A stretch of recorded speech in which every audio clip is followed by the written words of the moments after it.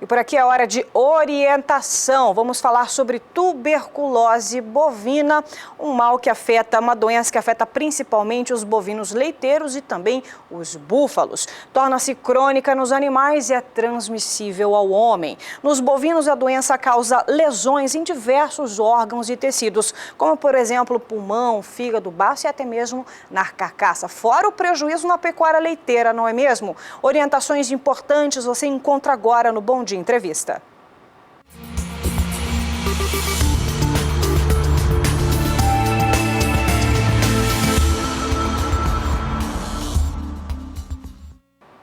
E para falar sobre o assunto, nós conversamos aqui, recebemos em nossos estúdios o professor da área de patologia no curso de medicina veterinária da Uniderp, doutor em ciência animal, o Gilberto Gonçalves Facco. Bem-vindo, professor Gilberto, aqui ao nosso programa. Hora de orientar os produtores, um mal que assola do norte ao sul do país. Vamos então, desde o princípio, para orientar melhor os pecuaristas que estão sintonizados, quais os efeitos da tuberculose nos bovinos, especialmente nos bovinos leiteiros? Bom dia, Elaine. Bom dia, nossos amigos pecuaristas. É um prazer estar aqui novamente. Então, nós estamos falando aqui de uma doença de extrema relevância dentro de saúde pública, né? Onde o veterinário tem uma importância muito grande na promoção da saúde. A tuberculose é uma doença milenar, né? Que cada vez mais vem causando prejuízo aos nossos produtores. É uma doença crônica, né, que leva muitos meses a anos para tornar-se visível nos animais. Isso é preocupante, bastante, né? Porque a gente não tem aquele diagnóstico fácil de se fazer numa fase inicial da doença, onde o médico veterinário é um elemento chave, né, auxiliando o produtor na detecção dessa doença e ali tentando resolver o problema da propriedade. Então é sempre muito bom para o proprietário, né, saber a atual situação da sua propriedade com relação a essa e as demais doenças. Mas se é uma doença, a gente estava até comentando que ela é até mais demorada para se identificar do que a raiva, por exemplo, que foi uma doença que a gente já falou, já passou orientações. E como identificar? É a pergunta que a gente se faz então, professor Gilberto. A identificação, ela segue duas etapas. Numa fase inicial, basicamente através de testes, né, sorológicos, onde a tuberculinização é a mais importante, né, que o médico veterinário habilitado, ele acaba realizando isso nos animais na propriedade.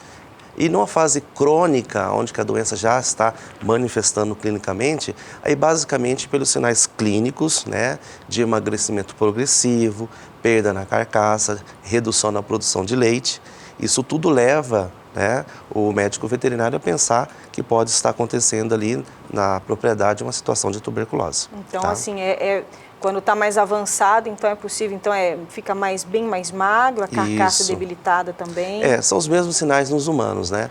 No caso, você também tem manifestações, se for respiratória, como tosse, né, espirros, você tem linfonodos, né, aumentados, principalmente na região cervical do animal, da cabeça, e o animal fica apático, prostrado de uma certa forma. Isso pode ser, né, um bom indicativo de tuberculose. Claro que o médico veterinário vai realizar exames para detectar ou descartar a tuberculose bovina. E é uma preocupação principalmente dos produtores que trabalham com pecuária leiteira, porque ataca mais o gado. A gente estava até conversando antes. Na verdade, a tuberculose ela ocorre em todos os mamíferos, mas dentro da pecuária, o gado leiteiro é o mais importante, porque, de uma certa forma, ele tem um período de vida útil muito maior. Então, como é uma doença crônica, ela no gado leiteiro ela consegue se instalar, né, se desenvolver e manifestar clinicamente, diferentemente do gado de corte, que cada vez mais é abatido de forma precoce. Então, muitas vezes ele está contaminado, mas não chega a ter o desenvolvimento da doença. Então, vamos passar a tarefinha de casa para o pecuarista que está nos acompanhando. Quais cuidados que são necessários ter numa propriedade para ficar livre desse mal, professor Gilberto? Na verdade, são medidas sanitárias, né, que serão instituídas. Primeiro, na aquisição de novos animais, sempre procurar comprar animais com testes negativos também para a tuberculose. Importante. Exato. Dos animais já da propriedade, realizar o exame sorológico como triagem, né, detectando esses animais positivos e eliminando-os da propriedade. Com essas duas medidas, você vai, né, espera-se, acabar com os animais positivos, que são reservatórios, principalmente aqueles assintomáticos, aqueles que não apresentam sinais da doença, mas que podem passar para os demais. E só para a gente finalizar, então, existe algum tipo de tratamento ou cura para esses animais que estão infectados? Infelizmente não. Ao contrário da medicina humana, que a tuberculose é tratável, na medicina veterinária nós não temos essa preconização. Então o Ministério da Agricultura recomenda a detecção, né, dos positivos e a eliminação com sacrifício desses animais. Só me tira uma dúvida então, todas as pessoas que convivem com esses animais infectados podem adquirir essa doença, professor? Infelizmente sim, não só essa como outros, mas especificamente a tuberculose é uma das doenças mais importantes, zoonóticas, né, de interesse em saúde pública, que as pessoas em contato direto, principalmente com gado leiteiro, podem adquirir, principalmente por via aérea. Então, esses animais, né, acabam eliminando partículas, perdigotos, contendo, mas também não podemos deixar de falar da questão da ingestão de leite in natura. Então, o leite cru não pasteurizado, não tratado, na medicina humana, é a principal forma de contaminação.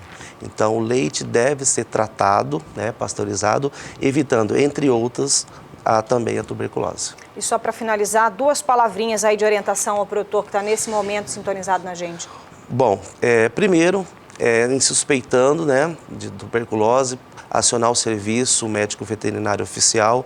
Os médicos veterinários, eles estão preparados para contribuir com a eliminação e aquilo que nós comentamos, né? Hoje os mercados são cada vez mais exigentes na questão da saúde alimentar, tanto o mercado interno quanto o mercado externo. Então, uma propriedade livre de tuberculose é uma propriedade que vai ter um investimento no seu rebanho e um lucro maior. Tá certo. Eu conversei com o professor Gilberto Gonçalves Facco, ele que é do curso de Medicina Veterinária da Uniderp, também doutor em Ciência Animal. Muito obrigada, professor Gilberto, pelas orientações. Eu que agradeço.